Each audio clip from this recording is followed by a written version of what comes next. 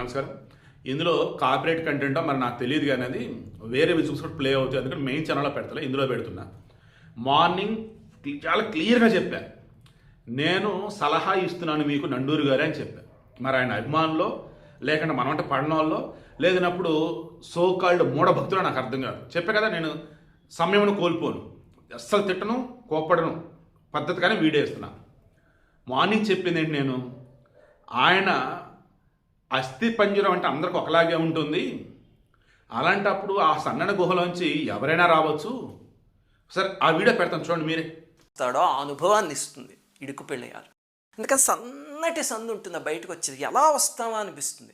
అస్థి పంజరం కొలతలు ఉంటాయి కదా, అవి లావుగా ఉన్న వాళ్ళకైనా సన్నగా ఉన్న వాళ్ళకైనా దాదాపు ఒకేలా ఉంటాయి. అంతేగాని లావుగా ఉన్నారని అస్థిపంజరం ఇంత లావు, సన్నగా ఉన్న వాళ్ళకి సన్నగా అలా ఉండదు కదా. అస్థిపంజరం దాదాపు ఒకేలా ఉంటుంది. దాన్ని దృష్టిలో పెట్టుకుని అది డిజైన్ చేశారట ఆ శిల్పులు. అందువల్ల మీరు పక్కకి తిరిగి అలా వస్తే కనుక అడ్జస్ట్ అయిపోయి బయటకు వచ్చేస్తారు అని చెప్పి దానికి రీజన్ చెప్తారనమాట.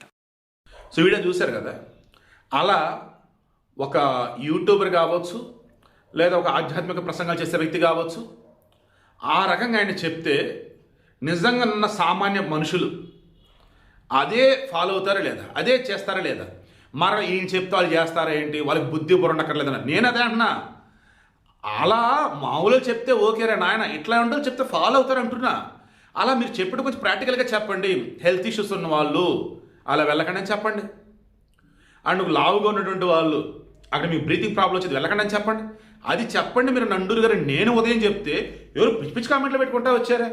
ఇదిగో మరలా ఇంకొక విజువల్ ఏంటది, ఆమె కూడా మరలారా బాబు ఇదోటి దరిద్రం ఆయన. ఇక్కడ కూడా మరలా ఆంధ్రోళ్ళే, ఆ తమిళనాడు వాళ్ళు ఆ మోక్ష గుహ నుంచి అసలు రారంటారు. మొత్తం మనోళ్ళే. ఏంటంటే మనోళ్ళే సోకాల్డ్ ప్రవచనకారులు కావచ్చు, యూట్యూబర్లు కావచ్చు, వాళ్ళు వీళ్ళు చెప్పినటువంటి వాటి వల్ల ఈయన వీడియోనే ఉందండి, నండూరి గారి వీడియోనే ఉందండి.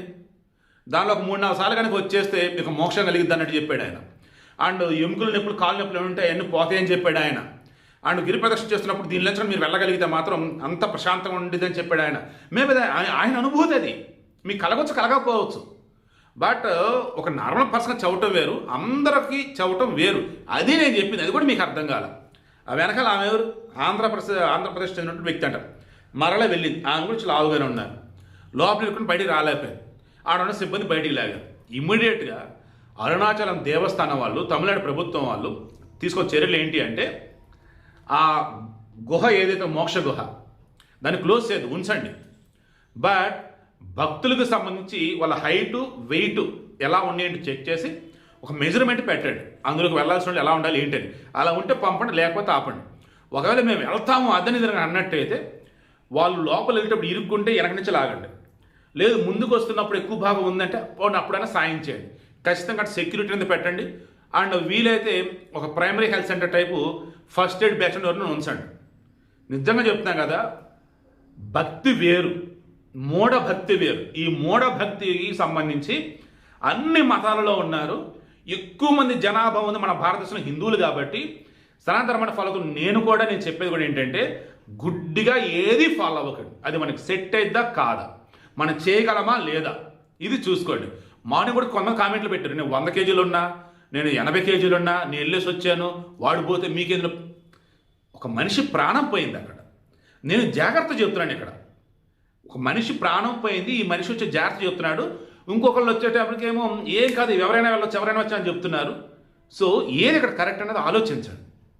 ప్రజలను మనం జాగృతం చేయాలి, ప్రజల యొక్క జీవితాలు బాగుపడేలా చేయాలి తప్ప వ్యూస్ కోసం అంటదేటువంటి వీడియోలు పెడతాం అండ్ నోరనగా పిచ్చి పిచ్చి కామెంట్లు పెడతాం, అది కాదండి. నా పేరు జర్నలిస్ట్ శివప్రసాద్. నేను ఎథికల్ జర్నలిజం జర్నీ చేస్తూ ఉన్నా. ఇందులో భాగంగా ఈ భూమి మీద ఉన్నటువంటి ప్రాణులంతా కూడా బాగుండాలని కోరుకునేవాడిని. ఎస్పెషల్ నా భారతీయులు అందరూ ఎవరైతే ఉన్నారో వాళ్ళ మతాలకు అనుగుణంగానే ఉంటూ ఉన్నా కానీ గొప్పగా బతకాలని కోరుకుంటున్నా. ఏ మతస్థులైనా గుడ్డిగా మాత్రం ఉండకూడదని పదే చెప్తూ ఉన్నా. అర్థమైందని ఆశిస్తున్నా. నేను ఎవరిని టార్గెట్ చేయను అండ్ ఎవరిని బ్లేమ్ చేయను, బట్ ఉన్న విషయం మాత్రం చెప్తాను. మళ్ళీ చెప్తాను, ఫస్ట్ టైం ఒక మనిషి చావు కారణమైన ఒక అంశానికి సంబంధించి దానికి రీజన్ ఎవరు అన్నప్పుడు ఆయన నండూరి గారి వీడియో కనపడింది. మొన్న అమ్మాయి నందన మధుకర వాళ్ళకి సంబంధించి కూడా ఒక వీడియో నేను ఏదైతే ఇచ్చున్నానో అసలు టేకప్ చేయకపోయినా టాపిక్ ఎందుకు తీసుకున్నాను. పుచ్చిపోయిన యాపిల్స్ వచ్చాయంటూ, బ్యాక్ డోర్ నుంచి వచ్చాయంటూ, ఎవరికైతే వీళ్ళు స్పెక్టివేటర్ స్పాన్సర్షిప్ ఇచ్చున్నారో వారు బ్యాక్ డోర్ ద్వారా వచ్చారు, వాళ్ళకి టాలెంట్ లేక ఇక్కడికి వచ్చినప్పుడు మరి వాళ్ళే కదా బతకాల్సింది, మేము వాళ్ళకి అవకాశం ఇస్తే మళ్ళీ మా మీద ఎందలేసని చెప్పి హడావుడి చేసింది. ఇప్పుడు ఈయన నండూరి గారికి సంబంధించి కూడా ఆయన అందులో చెప్పిందంతా కూడా అసలు ఒక మోక్ష గుహ అంటే ఒక అద్భుతం అనేలా చెప్పున్నాడు. అది కూడా ఎలా చెప్పాడు, ఎవరైనా సరే అందులోంచి రావచ్చు, ఏ లావు ఉంటే ఏంటి, సన్నం ఉంటే ఏంటి, అస్థిపంజరం ఒకటే కదా. ఆయన చదువుకున్న ఆయన సాఫ్ట్వేర్ అంటే ఎంప్లాయ్ ఆయన. సార్ నేను మరలా అడుగుతున్నాను, అసలు మీరు అలా చెప్తారేంటి? అసలు లావుగా ఉన్నటువంటి వాళ్ళకి బ్రీతింగ్ ఇష్యూస్ వస్తాయి, లావుగా ఉన్నటువంటి వాళ్ళకి కండర మజిల్స్ పట్టేస్తాయి. అందులో నుంచి రావాలి అంటే మీరు మీ బాడీకి సంబంధించి వెయిట్కి సంబంధించి కంట్రోల్లో ఉండాలని చెప్పండి. అండ్ సన్నవాళ్ళు కూడా భయపడితే అందులో నుంచి రాలేరని చెప్పండి. లావుగా ఉన్న వాళ్ళు అయితే ప్రయత్నం చేయొద్దని చెప్పండి. అంతే తప్ప అసలు అది ఇంకా మోక్షానికి మార్గం అన్నట్టు, అందులోంచి రావాల్సింది అన్నట్టు, అందులోంచి రాకపోతే మీ జన్మ వృధా అయిపోయింది అన్నట్టుగా వేరే కామెంట్లు పెడుతున్నారండి.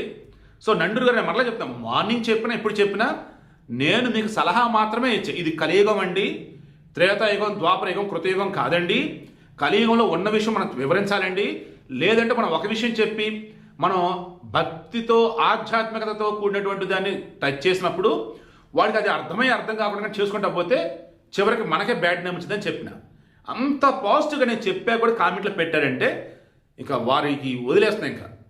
బట్ ఐఎమ్ షూర్ వాళ్ళు వీడియో పూర్తిగా చూడలే, ఐఎమ్ షూర్ నా పాత వీడియోలు సరిగా చూడలే, అండ్ ఐఎమ్ షూర్ నండూరి గారి వీడియో మరలా ఒకసారి మీరు చూసుకోండి. ఆయన చెప్పిన విధానం ఉంది కదా, చూశారు. అసలు నార్మల్గా ఉన్నటువంటి వాళ్ళు కూడా ఇక ఆయన చెప్పింది చేసేస్తారు, అంత ఇదిగా చెప్పాడు ఆయన. ఓ రకంగా మెస్మరైజ్ చేయడం అంటే అలా ఉంటే కొన్ని ఆయన నేను అన్ని చూడను. ఇలా ఏదన్నా టాపిక్ వచ్చినప్పుడు రెండు రిఫర్ చేసినప్పుడు చూస్తానన్నమాట. మళ్ళీ నేను ఆయన తప్పు పడతాను. ఆయన చెప్పే విధానం చూసా, నెక్స్ట్ టైం జాగ్రత్తగా చెప్పడని చెప్పాను అంతే.